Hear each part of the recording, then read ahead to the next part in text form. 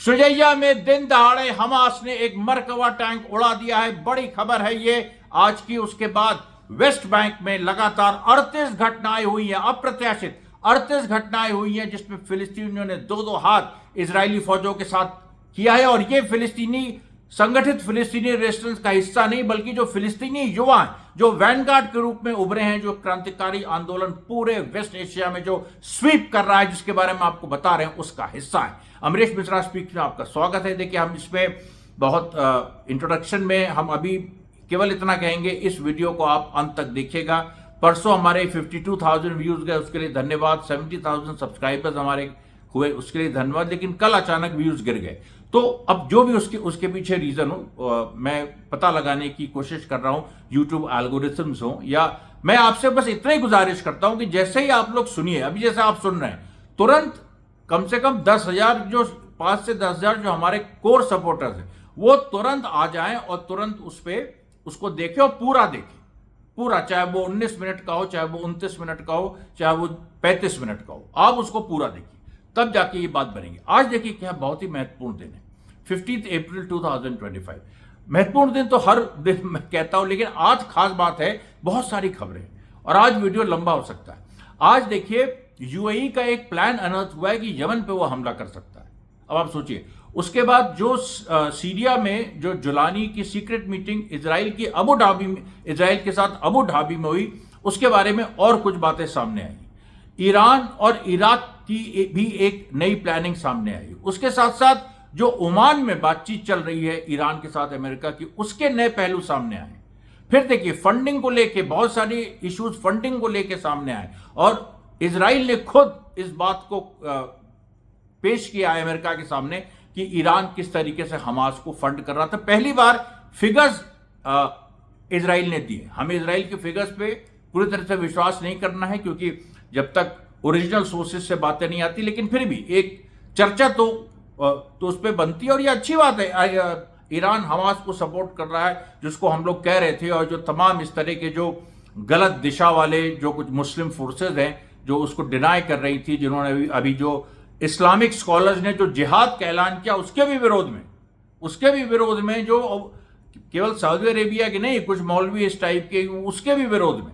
और जनता यहां पर वेस्ट एशिया में, मैंने नारा दिया था कि ये जनता का जिहाद है, जनता का फतवा, जनता का जिहाद।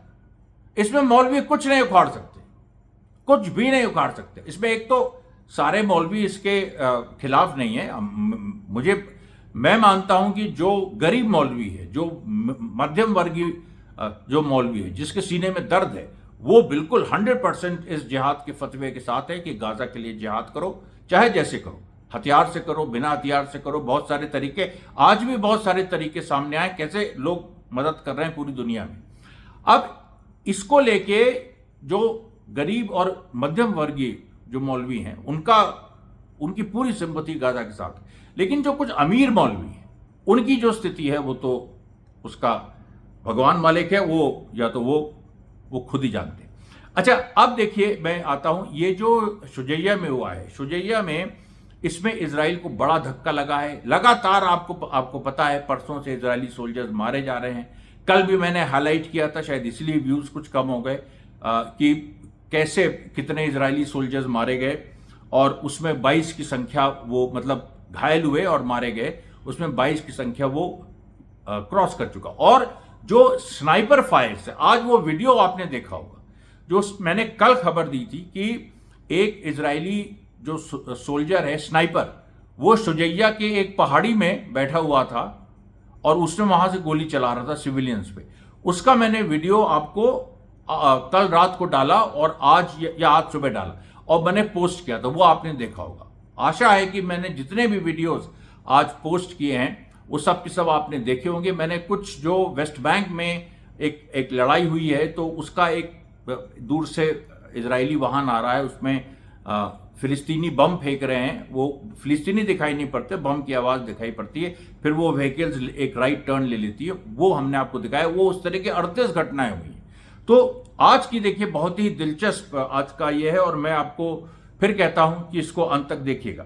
अब इजराइल के अंदर देखिए क्या है, दूसरी बड़ी खबर, इजराइल के अंदर जो लड़ाई चल रही है बहुत ज्यादा डीपन हो गई है। उसके बारे में भी मैंने आपको उसके बारे में पोस्ट डाली थी। आज किस तरीके से, देखिए, पहले आर्मी ने विरोध किया, उसके बाद एयरफोर्स ने 9 अप्रैल 2025 को जो पायलट्स 1000 पायलट्स और उनके क्रू मेंबर्स, उन्होंने विरोध किया लड़ाई का और कहा कि नेतन्याहू के पर्सनल इंटरेस्ट के लिए ये लड़ाई हो रही है, इस लड़ाई को बंद होना चाहिए और हमास के साथ समझौता होना चाहिए, खुल के कहा था 9 अप्रैल को। और आज जो नेवल फोर्स है, यानी आर्मी, एयरफोर्स और अब नेवी, नौसेना की तरफ से आज बयान आ गया। शैते 13 जो सबसे इलीट यूनिट है इजराइल की, उसके भी कम से कम सैकड़ों लोगों ने लिख के दिया है कि हम लोग इस बटालियन में हैं, हम लोग नौसेना की रीढ़ हैं और जो इजरायली नौसेना, इजराइल के लिए हम लोग लड़े हैं, हमारे बाप दादा लड़े हैं, लेकिन हम इस वक्त एक समझौता चाहते हैं, हम सारे के सारे प्रिजनर्स को बाहर लाना चाहते हैं। और ये बहुत बड़ा मूवमेंट हो गया है। इजराइल में गृह युद्ध की स्थिति है, दोनों ही तरफ से आरोप प्रत्यारोप हो रहे हैं। अब आरोप प्रत्यारोप के मामले में देखिए, जो नेतन्याहू के 2 करीबी एड्स, योनाथन यूरिक और एली फेल्स्टाइन के बारे में मैं आपको पहले बता चुका हूं। दिसंबर 2024 में इस पर चार्ज लगा था कि इसने कॉन्फिडेंशियल डॉक्यूमेंट्स लीक किए हैं पीएमओ के, और शिन बेत ने इसको गिरफ्तार किया था। उसके बाद फरवरी में एक पत्रकार ने चैनल 12 इजराइल के कतार गेट वाली बात एक्सपोज की थी कि कतार से पैसा आया है और वो पैसा 2 नेतन्याहू के एड्स एली फेल्स्टाइन और योनाथन यूरिक, इनके अकाउंट में गया है। कतार से, बताइए आप, कतार से पैसा इनके अकाउंट में गया, और रीजन कि कतार की इमेज इजरायली प्रेस में अच्छी हो। अब ये खेल भी हो सकता है, कतार अपनी इमेज इजरायली प्रेस में क्यों अच्छी करनी चाहेगा, क्योंकि कतार एक बीच की पोजीशन में, वो मीडिएटर है, इजराइल और हमास के बीच वो बातचीत कराता है। और जो एक और बात है कि कुछ कतार को फंसाने की भी इसमें कोशिश हो सकती है, क्योंकि ईरान के बाद सबसे बड़ा फंडर भी कतार है हमास का।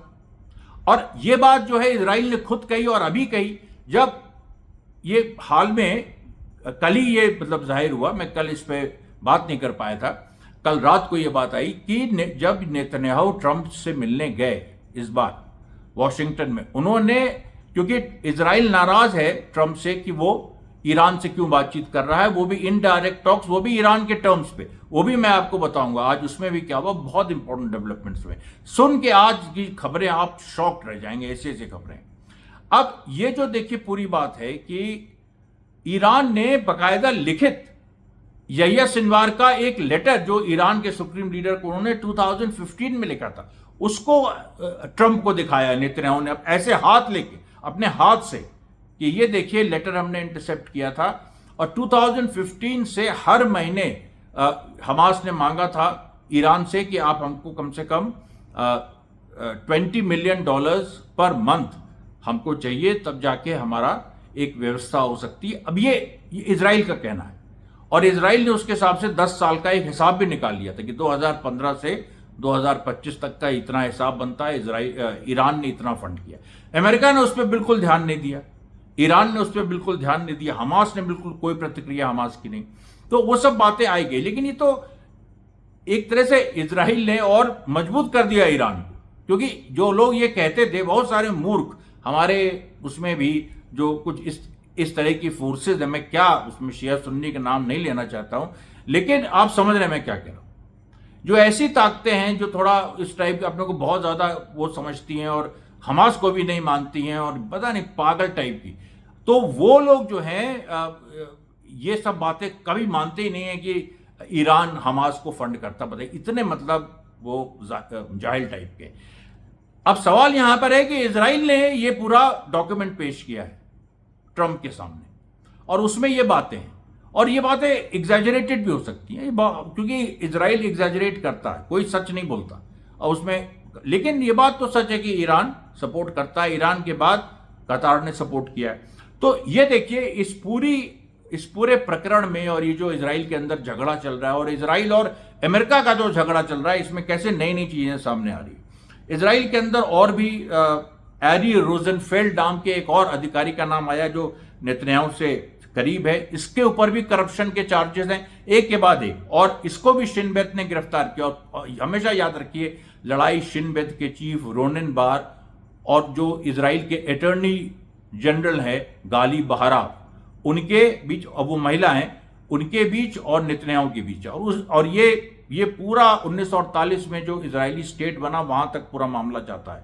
बड़े इसके डीप रूट्स है, उस पर अलग से वीडियो बनाना होगा। लेकिन मैं आपको बता रहा हूं कि जो एक लिबरल जायनिस्ट और फार राइट जायनिस्ट है, उनका जो पूरा स्ट्रगल है, दोनों जायनिस्ट हैं, दोनों पैलेस्टाइन को नहीं राइट्स देना चाहते, लेकिन उनमें आपस में झगड़ा है और लंबा पुराना उसकी हिस्ट्री है। उसकी हिस्ट्री हमने निकाली है, वो मैं बताऊंगा आपको दूसरे वीडियो में।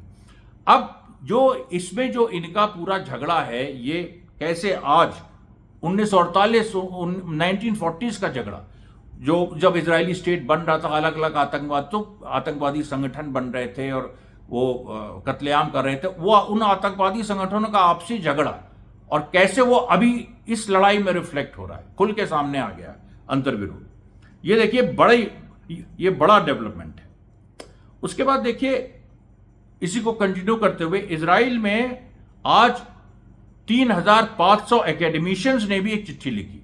1,000 जो 3,000 education, 3,500 academics, 3,000 education sector workers, 1,500 armoured personnels जो आपकी आर्टिलरी चलाते हैं, और 1,000 पेरेंट्स, जो कि पेरेंट्स हैं, जो कि अभी आईडीएफ के सोल्जर्स हैं, उन्होंने भी चिट्ठी लिखी। लगातार ये चिट्ठियों का सिलसिला जारी है। और आपको बता दें, इस क्रम में सबसे पहले आर्मी से कंप्लेन आई। आर्मी के चीफ की भी बात आज बताऊंगा, उन्होंने उसको पुख्ता किया। जो उनका ये नए आर्मी चीफ को नेतन्याहू ने पुराने आर्मी चीफ को हटा के बैठाया था, आपको याद होगा, एयाल जमीर को। एयाल जमीर ही अब नेतन्याहू के खिलाफ बोलने लगा है। सबसे पहले आर्मी से ये विरोध हुआ कि वॉर का, कि हमास से समझौता करो, युद्ध रोको। नेतन्याहू अपने पर्सनल सिक्योरिटी के लिए, अपने मतलब इजराइल की सिक्योरिटी के लिए, अपने पर्सनल कुर्सी के लिए युद्ध को आगे बढ़ा रहा है। फिर 9 अप्रैल 2025 को पायलट्स का लेटर आया, जो मैंने बताया था आपको, कि पायलट्स ने 1,000 से ऊपर पायलट्स ने और क्रू मेंबर्स ने, उन्होंने लिख के दिया कि हम भी इस लड़ाई में हिस्सा नहीं बनना चाहते। उसके बाद आज नौसेना, अब देखिए, सेना, वायुसेना और नौसेना, जो नेवी है, उसके आज, और जो सबसे इलीट यूनिट है, जो सबसे इलीट यूनिट है, शैलेश 13, उसके अधिकारी और उसके लोगों ने सैकड़ों की संख्या में पत्र लिखा है और कहा है कि हम गर्व महसूस करते हैं, हम इजराइल के नेवल कमांडोज रहे हैं, हमने कितने ऑपरेशंस किए हैं दुनिया भर में इजराइल के लिए, लेकिन आज हम अपना विरोध जताते हैं। फिर कल मैंने आपको बताया था, मोसाद में डिसेंशन शुरू हो गया, मोसाद की तरफ से लेटर्स आए। मोसाद में सोचिए, शिन बेत तो है ही खिलाफ, क्योंकि शिन बेत का चीफ खिलाफ है और उसको हटा नहीं पा रहे नेतन्याहू। आप सोचिए कितनी बुरी हालत है।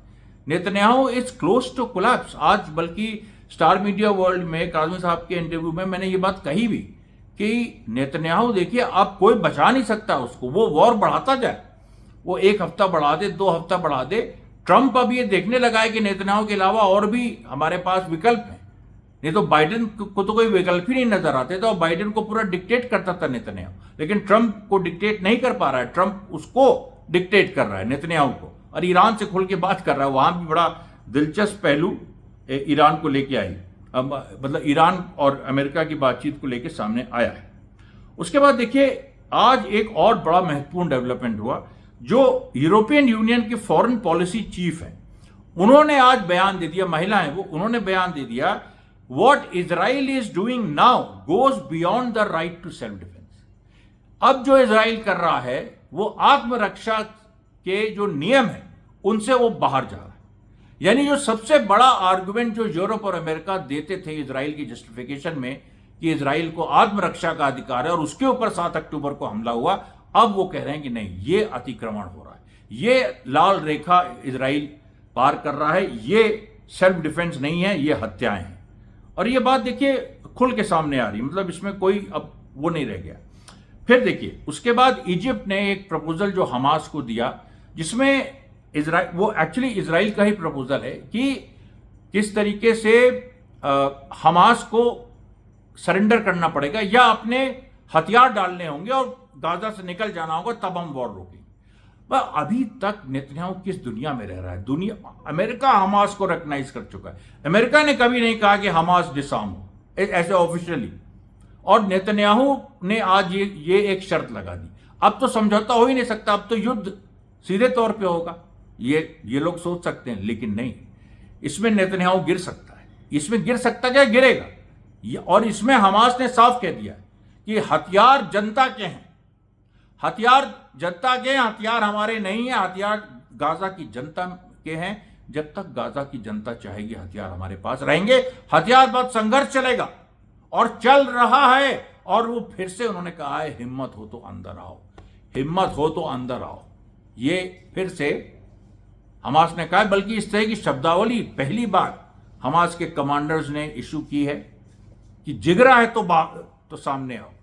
पूरा अरबिक में उनका मैसेज है और इस चीज को लेके एक बड़ा एक वहां पर चर्निंग चल रही है, इजराइल के अंदर भी चल रही है, पूरे अरब दुनिया में चल रही है। फिर देखिए एक और इजराइल के अंदर से खबर कि डजन्स ऑफ फॉर्मर एम्बेसडर्स, मतलब दर्जनों पुराने जो डिप्लोमेट्स हैं, एम्बेसडर्स हैं, सीनियर ऑफिशियल्स हैं इजराइल फॉरेन मिनिस्ट्री में, उन्होंने लिखा, उन्होंने कहा कि जो नेतन्याहू कर रहा है गलत कर रहा है। अब देखिए, अब बात यहां, अब हम लोग आते हैं लेबनान पे। लेबनान के प्रेसिडेंट जोसेफ आउन, अब जो लोग ये कह रहे थे कि हिजबुल कि अमेरिका की पूरी कोशिश थी, इजराइल की भी, कि जोसेफ आउन को और जो बाकी लेबनान के पॉलिटिशियंस हैं उनको हिजबुल्लाह के खिलाफ कर दिया जाए, ईरान के खिलाफ कर दिया जाए। उस पर लेबनान के प्रेसिडेंट ने अल जजीरा से कहा कि हम लोगों की सेना जो है वो हिजबुल्लाह के साथ मिल के काम कर रही है।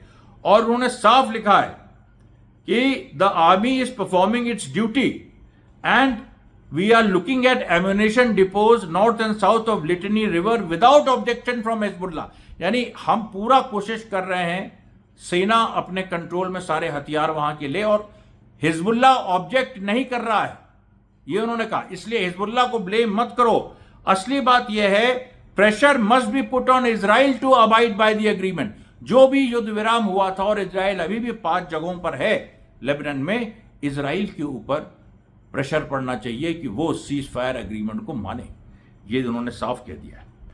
लेबनीज आर्मी के आज एक झड़प भी हुई सीरिया बॉर्डर पे फिर से, जिसमें एक लेबनीज आर्मी का सैनिक मारा गया। ये देखिए एस्केलेटिंग सिचुएशन है सीरिया में। एचटीएस की असलियत क्या है वो हम लोग ने कल ही देख ली, जब अबू धाबी में चुपचाप जुलानी इजराइल के डेलीगेशन से मिला।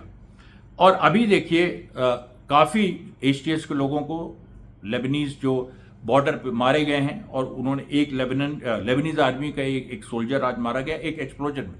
सस्पिशन है कि सीरिया की तरफ से ये हुआ है, तो उसका भी जवाब वो लोग देंगे। उधर सीरिया का रेजिस्टेंस अपना है, उसके बारे में भी आज और बात करेंगे। उसके बाद देखिए फिर वही जेनिन में 84th डे हो गया, 84वां दिन आप हो गया है जब आप जेनिन पे हमला कर रहे हैं। अभी तक आप जेनिन में बढ़ ही नहीं पाए आगे, कुछ नहीं, एक चीज नहीं कर पाए, not even a single thing. जो 38 घटनाएं रेजिस्टेंस की वेस्ट बैंक में हुई, उसमें से कम 12 जेनिन में हुई, और बम मारे सीधे भाड़ आमने सामने आ गए। उसके बाद देखिए जो हमास का जो गवर्नमेंट मीडिया ऑफिस है गाजा में, उसने पूरा एक स्टेटमेंट दिया। उसने कहा कि तुम लोग एड नहीं दे रहे हो ना, एड अगर तुमने इन शर्तों पे दी कि एड हम देंगे जिसको इजराइल कंट्रोल करेगा, तो एड हमें नहीं चाहिए। और गाजा की जनता ने कही, जो लोग जिनके लोग मारे जा रहे हैं, जो सिविलियन मारे जा रहे हैं, उन्होंने कैमरे में आके कहा कि एड की जो बात है, जो एड की बात है वो इससे जुड़ी है कि हमें अपनी सेल्फ रिस्पेक्ट, अपनी इंडिपेंडेंस, अपनी आइडेंटिटी खो के हमें कुछ नहीं चाहिए।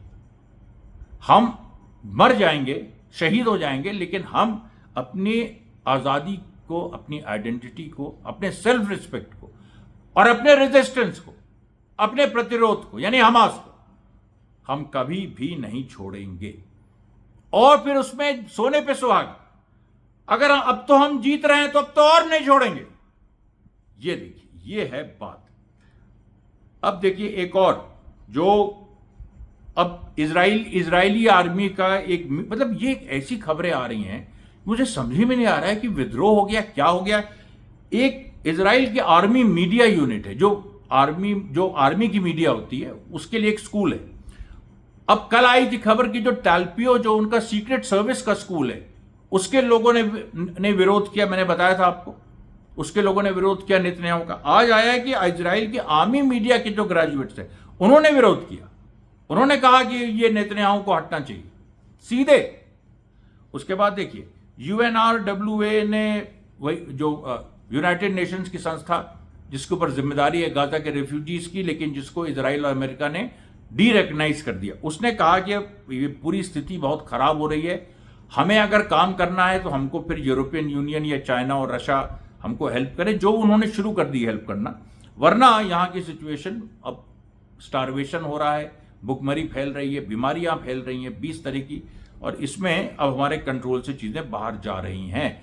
हमास ने भी उसका जवाब दिया है कि हम एक सीक्रेट रास्ते से सुविधाएं हम पहुंचा रहे हैं, और इसीलिए देखिए लोग वहाँ पर बचे हुए हैं। कोई महामारी इतनी बड़ी फैली नहीं है, कोई बहुत बुरी स्थिति है, फिर भी वहाँ पर लोग सर्वाइव कर रहे हैं, क्योंकि सर्वाइवल की ये लड़ाई है और इसको लड़ना हमास को आता है। फिर देखिए 1525 पुराने farmer soldier, retired soldiers Israel के और आर्मर्ड कोर के, उन्होंने भी चिट्ठी लिखी। कोई अंत ही नहीं है इस चीज का। उसके बाद देखिए जो हमास के पॉलिटिकल ब्यूरो का भी पूरा एक, क्योंकि कुछ लीडर्स हमास के जो गाजा में हैं, कुछ बाहर हैं, उन सब का बयान आया कि हथियार जो हमारे हैं वो उन पे कोई नेगोशिएशन नहीं हो सकता है।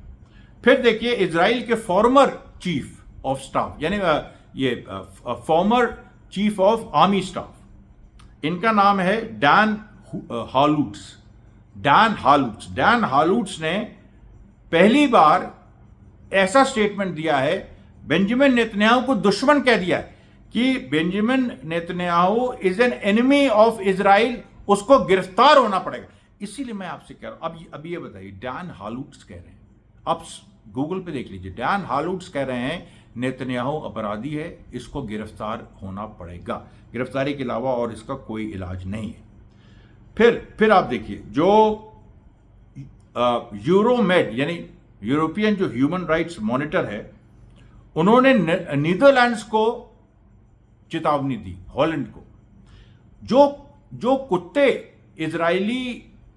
इजरायली सेना इस्तेमाल करती है और जिन कुत्तों से कटवाती है इजरायली प्रिजनर्स को, और जो भी उनके पकड़ में आता है, बहुत ही ब्रूटल तरह से। और ये पुरानी, पता आपको, ये आप कुछ फिल्म, एक मैं उसका नाम भूल रहा हूँ, क्विंटिन टैरेंटिनो की है, उसमें ये पूरा दिखाया गया था कि कैसे जो अमेरिका में जो स्लेवरी थी, जहाँ पर ब्लैक स्लेव्स होते थे 1861 या 1861 के पहले, जो अमेरिका में सिविल वॉर हुई थी, इसी मुद्दे पे हुई थी, स्लेवरी अबॉलिश होने पे, उसके पहले वहाँ पर वो लोग जो उनके स्लेव्स भागते थे, और स्लेव्स को तो पता ही आपको, देवर जस्ट लाइक प्रॉपर्टी, जैसे आपकी मेज़ है, आपकी कुर्सी है, वैसे वो थे, उनके कोई राइट्स नहीं थे, वो प्रॉपर्टी थे, वो इंसान नहीं थे, एक चीज़ थे।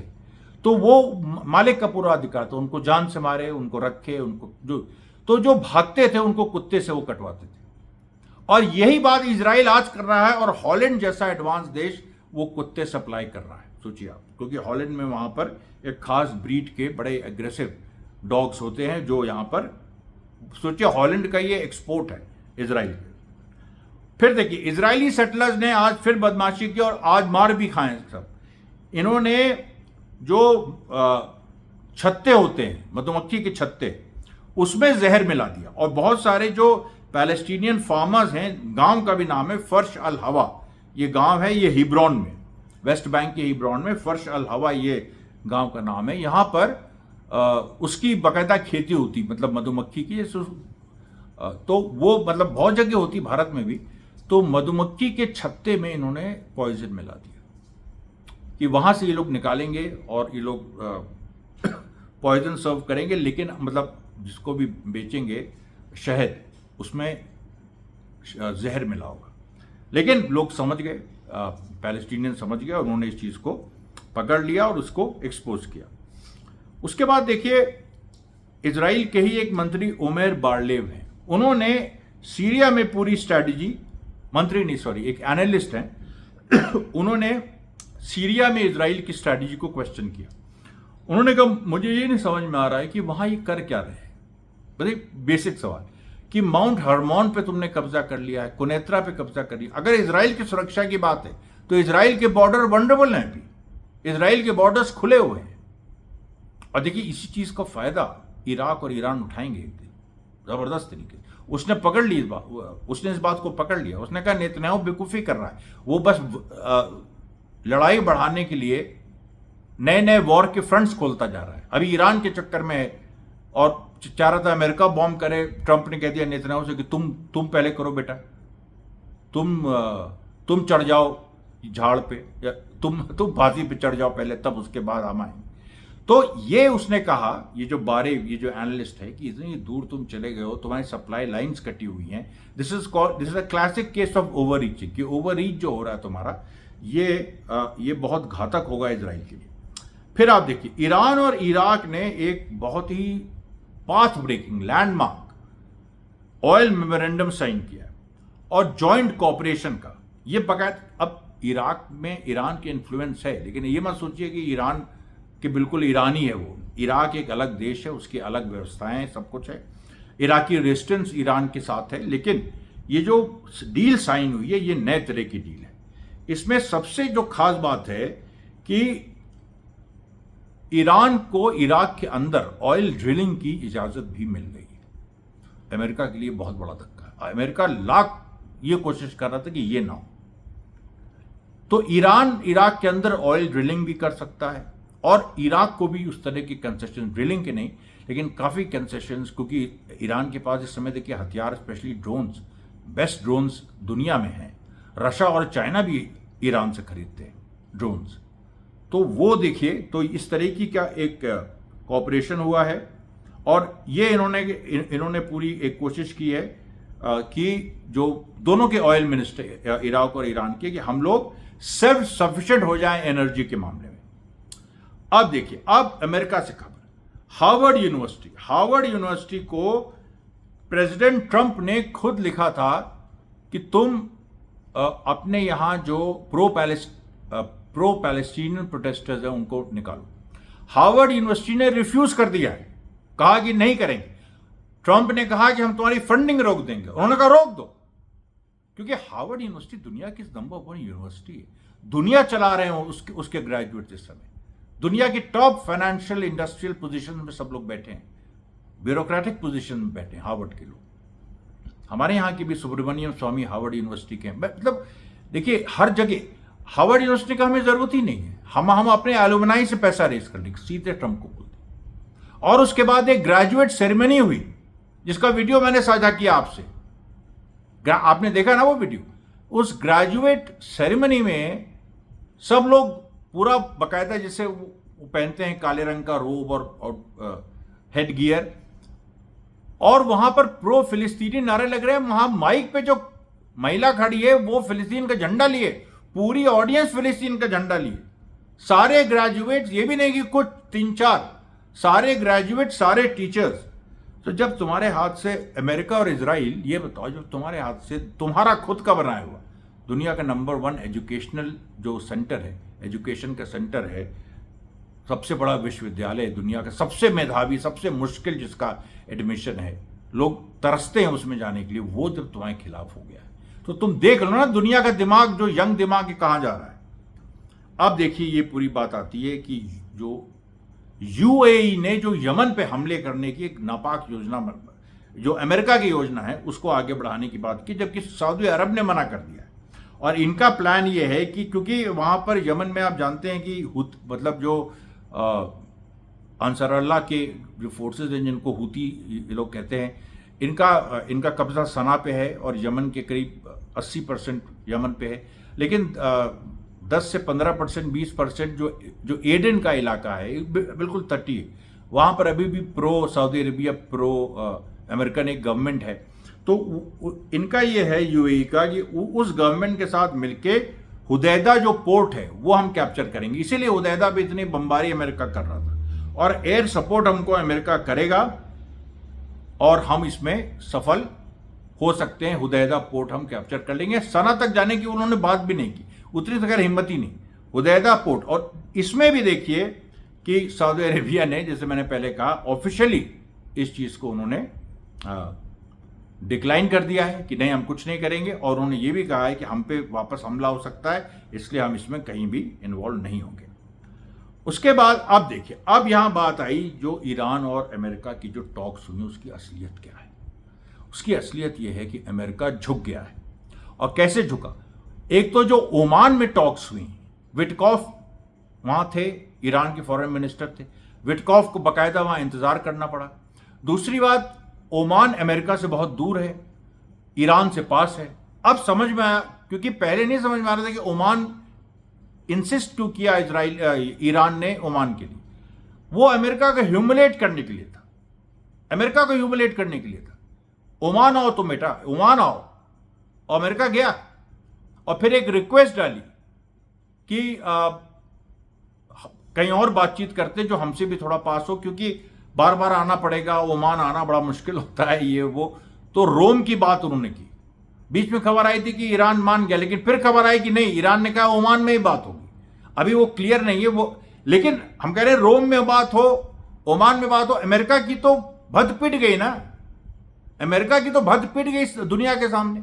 इजराइल को मैसेज चला गया, इसलिए नेतन्याहू और पागल हो रहा है, वो और कुछ इस तरह का मिस एडवेंचर करेगा। करो तुम बेटा, तुमको अमेरिका ने खुद ही झाड़ पे चढ़ाया और वो तुम्हें झाड़ पे चढ़ा के मरवा भी देगी।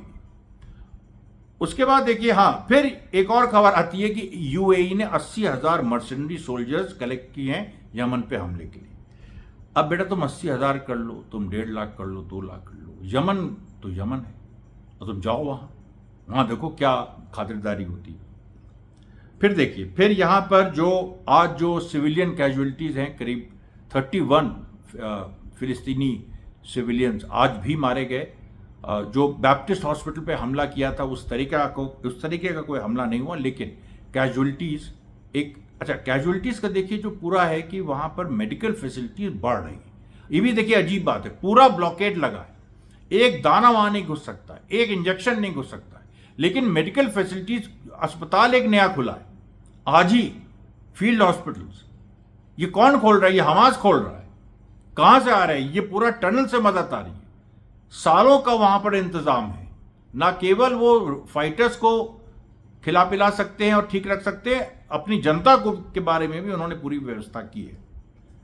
फिर देखिए, फिर ये जो पूरी इजराइल का झूठ कि हमने मोराक सेक्टर पे हमने कब्जा कर लिया है, हमने ये कर लिया, वो कर लिया, वो भी उसका पर्दाफाश हो गया बुरी तरीके से। और उसमें जो है जो राफा में कल की घटना हुई, जिसमें पूरा एक घर में एक्सप्लोजिव लगाया और वो पूरा घर इजरायलीज पे गिर गया।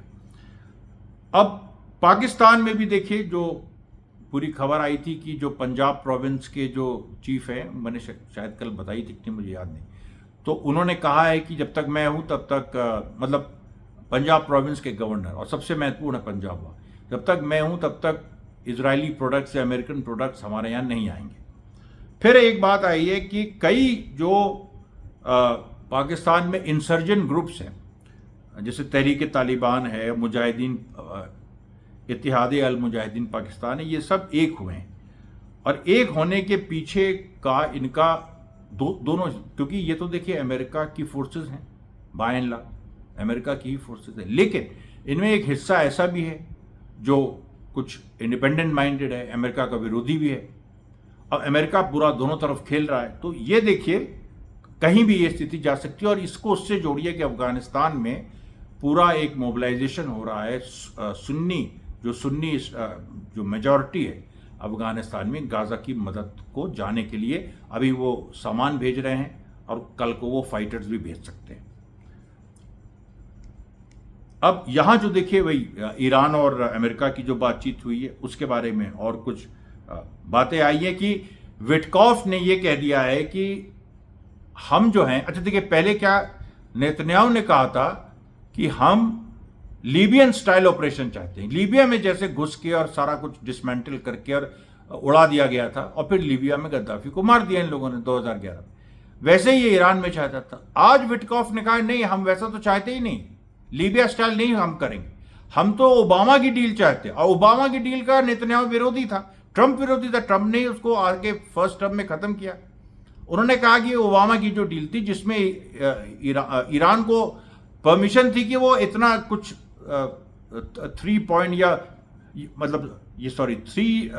4% यूरेनियम एनरिच कर सकता है, उसकी उसको इजाजत रहेगी। तो ये तो लीबिया वाला हुआ नहीं, ये तो वही डील है। अब उस डील पे ईरान क्या करता है क्या नहीं करता, क्योंकि खमैनी साहब ने ये कह दिया है कि खमैनी साहब ने ये कह दिया है, और तीनों मतलब ईरान की जो नौसेना, वायुसेना, थल सेना है, तीनों की ज्वाइंट मीटिंग में कहा इस बात कि इस पे मत जाओ कि अमेरिका ईरान की क्या बातचीत हो रही है, अपनी तैयारी पूरी रखो। ये पूरी ये क्लियर मैसेज है कि अपनी तैयारी पूरी रखो। और उससे भी बड़ी बात यह है कि सूडान में सोचिए, सूडान जहां पर रैपिड सपोर्ट फोर्सेस मदद कर रही हैं, जो अमेरिका इजराइल की खड़ी की हुई फोर्सेस हैं, वहां की सरकार को गिराना चाहती हैं, और सूडान की सरकार के साथ ईरान और चाइना और रशिया हैं। वहां पर कई पहाड़ियों में टनल्स हैं, सूडान में, ईरान ने जो बनाई, सूडान में, अफ्रीका में, मतलब वो अफ्रीका के तट पे भी नहीं, आप जाइए तो पूरा इथोपिया आपको क्रॉस करना पड़ेगा, उसके बाद सूडान आएगा, सेंट्रल अफ्रीका हो जाता है, वहां तक ईरान की पहुंच है और इस तरह की पहुंच है। और दूसरी और बड़ी बात, कैसे ईरान वहीं पर जिबौती वगैरह, जो भी जिबौती देश है अफ्रीका का, जो बिल्कुल अमेरिकन बेसिस है वहां, उसके माध्यम से वो हथियार लेबनान में पहुंचा रहा है हिजबुल्लाह को। ये इजराइल ने पूरा मैप रिलीज किया इस पे। अब वो मैप मैं डालूंगा तो उसमें एक ऑब्जेक्शन हो जाएगा, लेकिन वो पूरा मैप है कि कैसे पूरा एक सर्कुलर रूट से, और रेड सी में यमन, ईरान के जहाज उनको तो रोकता नहीं, तो उनके माध्यम से वो जैसे ये करते हुए जो पूरा सऊदी अरेबिया और अफ्रीका के बीच जो स्ट्रिप है, पूरा एक मतलब समुद्री स्ट्रिप, वहां से वो कैसे लेबनान तक पहुंच रहे हैं हथियार अभी भी। तो आप ये देखिए, आज का ये जो प्रसारण था, ये पूरा हमने विस्तार, मैंने कहा था ये लंबा होगा, आशा है आपको अच्छा लगा होगा, और मैं कल फिर हाजिर होऊंगा। तब तक के लिए धन्यवाद साथियों, बहुत बहुत धन्यवाद।